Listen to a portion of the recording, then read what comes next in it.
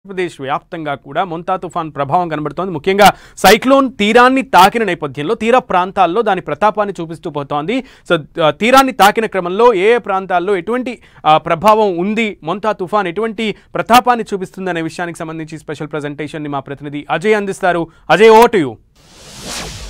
మొంతా తుఫాన్ ఎఫెక్ట్ అనేది చాలా తీవ్రంగా ఉంది. ఇప్పుడే కొద్దిసేపు క్రితమే ఆ తుఫాన్ ఒక కేంద్రం ఏదైతే తీరాన్ని తాకినటువంటి పరిస్థితి కనబడుతుంది. దీంతో ఒక్కసారిగా గాలుల వేగం అనేది అత్యంత తీవ్రంగా పెరిగినటువంటి పరిస్థితి, వర్షం కూడా చాలా తీవ్రంగా కురుస్తున్నటువంటి పరిస్థితి మనం చూడొచ్చు. మనం ఈ తుఫాన్ ఎఫెక్ట్ అనేది ఏ విధంగా ఉన్నదనేది మీకు లైవ్లో చూపించే ప్రయత్నం మనం చేస్తాను. మనం చూడవచ్చు ఇక్కడ ఈ పాయింట్ ఏదైతే ఉందో, ఈ రెడ్ కలర్ పాయింట్ ఏదైతే ఉందో ఆ పాయింట్లో చూసుకున్నట్లయితే తుఫాన్ తీరాన్ని తాకింది అనేది మనకు స్పష్టంగా కనబడుతున్నటువంటి విజువల్స్ అయితే కనబడుతుంది. ఈ సమయంలో దాదాపు 90 కిలోమీటర్ పర్ అవర్ తోటి కూడా వేగంగా గాలులు వీస్తున్నటువంటి సందర్భం అయితే మనం చూడవచ్చు. ఈ గాలులకు ఎంత తీవ్రంగా ఉంటుందంటే ఈ గాలులు ఎవరైనా మనిషి కానీ ఏదైనా వస్తువులు కానీ అక్కడ ఉంటే గాలిలో కొట్టుకుపోయేంత పరిస్థితి ఈ తుఫాన్ యొక్క గాల్లో ఎఫెక్ట్ తోటి ఉంటుందని కూడా చెప్పవచ్చు. మనం తుఫాన్ సెంటర్ పాయింట్ అయినటువంటి ఇక్కడ ఏదైతే కేంద్రం ఉందో, తుఫాన్ కేంద్రం ఉందో అక్కడ దాదాపు 70 కిలోమీటర్ల వేగంతో, గంటకు 70 కిలోమీటర్ల వేగంతో మనం ఈ పాయింట్లో చూసుకున్నట్లయితే ఉంది. ఇక్కడ చూడొచ్చు 81 కిలోమీటర్ కూడా హైయెస్ట్గా ఉన్నటువంటి విజువల్స్ మనకు కనబడుతుంది. ఈ తుఫాన్ సెంటర్ పాయింట్ ఏదైతే ఉందో ఇది కొద్దిగా కూడా మూవ్ అవుతూ ఇక్కడికి వెళ్తున్నటువంటి సందర్భం అయితే కనబడుతుంది. అయితే తుఫాన్ ఇక్కడ మనం చూడవచ్చు ఏదైతే కాకినాడకు నియర్ బై కూడా ఇక్కడ తీరాన్ని దాకుతున్నటువంటి సందర్భం కనబడుతుంది. యానం కూడా ఇక్కడ దగ్గర ఉంటుంది. ఇటు అమలాపురం కూడా దగ్గరగా ఈ తీరాన్ని అయితే తాకినటువంటి సందర్భం అయితే కనబడుతుంది. ఇది కొద్దిగా మూవ్ అవుతూ పోతుంది. మనం చూడొచ్చు దాదాపు మనం ఉదయం నుండి కూడా చూసుకున్నట్లయితే 17 కిలోమీటర్లను, అంటే ఇక్కడ నుండి ఏదైతే 17 కిలోమీటర్లు మనకి ఇక్కడ తుఫాన్ అనేది ఇక్కడ స్టార్ట్ అయింది. ఈ తుఫాన్ ఇక్కడ స్టార్ట్ అయినటువంటి తుఫాను కొద్దిగా మూవ్ అవుతూ 6 గంటల్లో 17 కిలోమీటర్ పర్ అవర్ ఇది మూవ్ అయినటువంటి పరిస్థితి మనం చూడవచ్చు.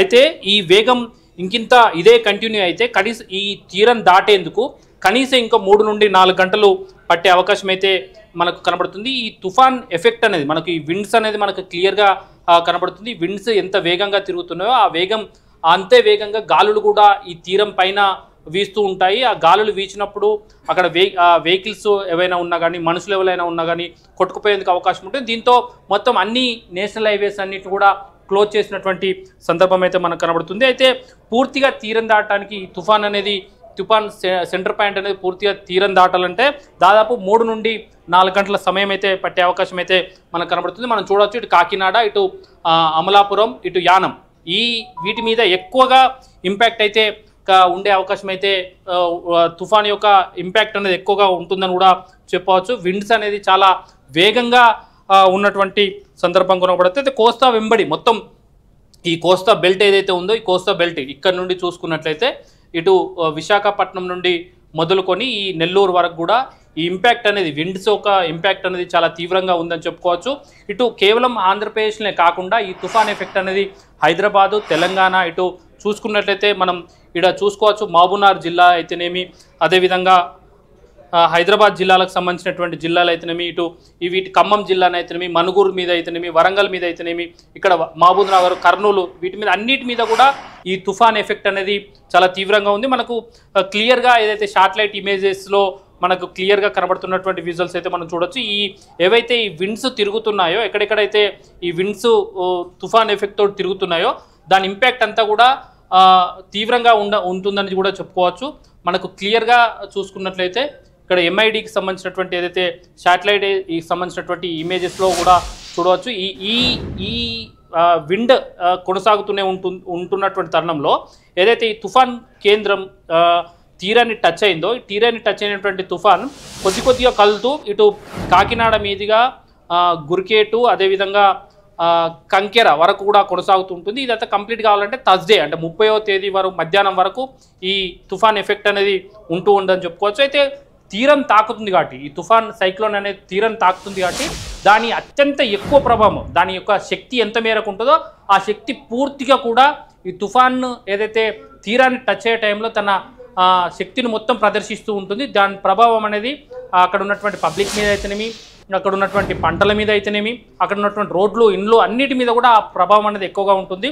కాబట్టి అందరూ కూడా జాగ్రత్తగా ఉండాలి, ఇళ్లలోనే ఉండాలని కూడా ఇప్పటికే ప్రభుత్వం ఇన్స్ట్రక్షన్స్ ఇచ్చినటువంటి పరిస్థితి కనబడుతుంది. వర్షాలు కూడా తీవ్రంగా కురిసే అవకాశం ఉండడంతో బయటికి కూడా ఎవరు వెళ్లకుండా ఉండాలంటూ కూడా ప్రభుత్వం ఇప్పటికే చెప్పినటువంటి పరిస్థితి కూడా కనబడుతుంది. అయితే ఇక్కడ ఏదైతే మనం ఇంతకుముందు అనుకుంటూ కోస్తా బెల్ట్ మొత్తం కూడా ఈ తుఫాన్ యొక్క ప్రభావం అనేది తీవ్రంగా ఉంటుందని కూడా చెప్పుకోవచ్చు. మనం క్లియర్గా చూసుకున్నట్లయితే ఇక్కడ అమలాపురం సంబంధించినటువంటి ఏదైతే సెంటర్ పాయింట్ ఉందో అక్కడ ఎక్కువగా ప్రభావం అనేది ఉంటుందని చెప్పుకోవచ్చు. అక్కడనే ఈ తుఫాన్కి సంబంధించినటువంటి సెంటర్ పాయింట్ కేంద్రీకృతమైంది. ఇప్పుడే తీరాన్ని టచ్ అవుతూ ముందుకెళ్తున్నటువంటి సందర్భం కనబడుతుంది. ఇదైతే ఈ పాయింట్ ఏదైతే ఉందో ఈ పాయింట్ కంప్లీట్గా ఇక్కడికి తీరం బయటకు వస్తే అప్పుడు మనం తీరం దాటిందని చెప్పుకోవచ్చు. ఇంకా ఈ తీరం దాటాలంటే కనీసం 3 నుండి 4 గంటలు అయితే పట్టే అవకాశం అయితే లేకపోలేదు. ఈ 3 నుండి 4 గంటలు అనేది తీవ్రమైనటువంటి వర్షాలు, తీవ్రమైనటువంటి గాడుపులతో కూడినటువంటి వర్షాలు వచ్చే అవకాశం ఉంటుంది. కాబట్టి అందరూ కూడా జాగ్రత్తగా ఉండాల్సిన అవసరం అయితే ఉంది. ఈ ఇంపాక్ట్ ఏదైతే మనం చూడవచ్చు అంటే ఇటు ఒకవైపు విండ్స్ ఇదే స్థాయిలో ఉంటే తీరం వద్ద అలల తాకిడి కూడా అదే స్థాయిలో ఉంటుంది. తీరం వైపు పూర్తిగా కూడా మనం ఇక్కడ చూడొచ్చు, ఇవన్నీ కూడా పింక్ కలర్లో వస్తున్నాయి, అన్ని కూడా అలలు. ఈ అలల తీవ్రత కూడా ఎక్స్ట్రీమ్గా ఉంటుందని కూడా చెప్పుకోవచ్చు. కాబట్టి తీరం వైపు కూడా ఎవరు వెళ్లకుండా ఉండొచ్చు. ఇప్పటికే ఇన్స్ట్రక్షన్స్ అయితే వచ్చినటువంటి పరిస్థితి కనబడుతుంది.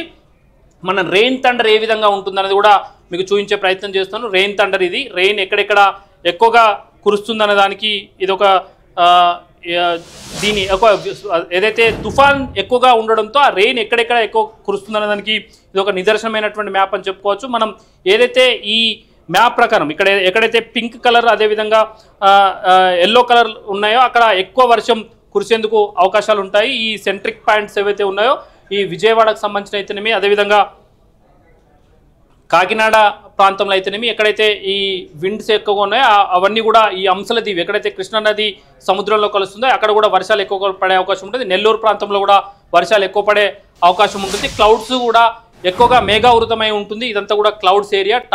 శాటిలైట్ వ్యూస్ ద్వారా కడిగినటువంటి శాటిలైట్ ఏరియాకి సంబంధించినటువంటి టాప్ వ్యూ అనేది కూడా చెప్పుకోవచ్చు. అయితే మొత్తంగా చూసుకున్నట్లయితే విండ్ ఎఫెక్ట్ అనేది చాలా తీవ్రంగా ఉన్న నేపథ్యంలో గాడుపులు అనేది వేగంగా వీస్తున్నటువంటి క్రమంలో గాడుపులతో కూడినటువంటి వర్షం కూడా ఎక్కువగా పడుతున్నటువంటి టైంలో ప్రజలంతా కూడా జాగ్రత్తగా ఉండాల్సిన అవసరం ఉంది. ఎందుకంటే తుఫాన్ అనేది తీరం దాటుతున్నటువంటి క్రమంలో తన విశ్వరూపాన్ని ప్రదర్శిస్తుంది. కాబట్టి అందరూ కూడా జాగ్రత్తగా ఉండాల్సిన అవసరం అయితే ఉంది. మరి కాసేపట్లో అంటే ఇంకొక 3 నుండి 4 గంటల్లో పూర్తి స్థాయిలో తీరం దాటి వెళ్ళిపోయే అవకాశం ఉంటుంది. తీరం దాటిన తర్వాత కొద్దిగా తుఫాన్ తీవ్రత అనేది బలహీనపడే అవకాశం ఉంటుంది. కాబట్టి అప్పటికి వరకు మాత్రం ఎవరు బయటికి రాకుండా ఉంటేనే బాగుంటుంది. ఓకే అజయ్.